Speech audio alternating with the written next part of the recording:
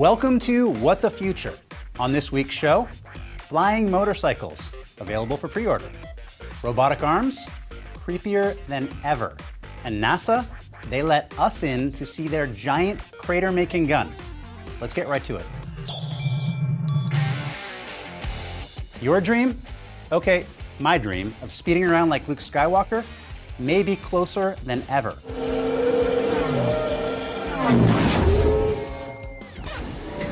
Jetpack Aviation is taking pre-orders for its flying motorcycle, coincidentally called the Speeder. Yes, this is just an animation, and no, we haven't seen a working prototype, but JPA is commonly recognized as one of the leaders in the budding jetpack industry. You've probably already seen videos of them at air shows over the last couple of years. Now, according to the company, the Speeder can hit 150 miles per hour and reach an altitude around 15,000 feet.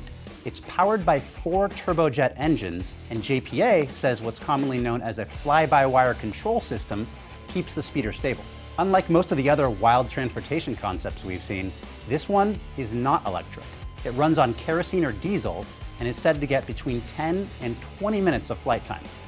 Now I know what you're saying, Andy, I don't have a pilot's license. Well, JPA has you covered. The company plans to build 2 versions, an ultralight model that would be classified as a recreational vehicle under FAA regulations, meaning no license required, and an experimental version that would require a pilot's license. Now, if you're saying, shut up and take my money, the Speeder starts at $380,000. You can reserve one right now for $10,000 down. But JPA only plans to build 20 for now and have those ready by next year. Beyond that, the company is dedicating production to a military version with extra lift and the capability of remote flying as a drone or cargo carrier. This robotic gripper may look like a failed art project, but it's got 2 attributes that rarely go hand in hand for grippers like these. It's soft and strong. It comes to us from MIT.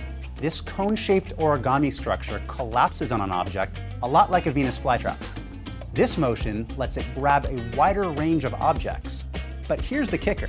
It can lift items as much as 100 times its weight. Engineers say the design was inspired by the origami magic ball.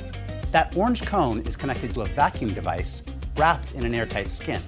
When the vacuum is engaged, the skin contracts around the object.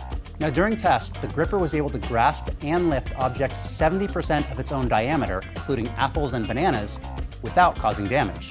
See where this is going? Imagine a robot like this sorting and packing your groceries, or in an Amazon warehouse. But you can probably see the limitations already. The gripper isn't so hot at picking up flat objects or getting at things from a different angle.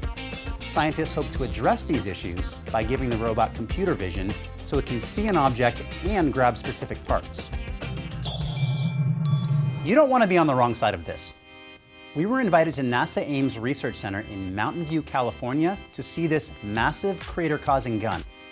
It fires plastic projectiles at 16,000 miles per hour into this chamber.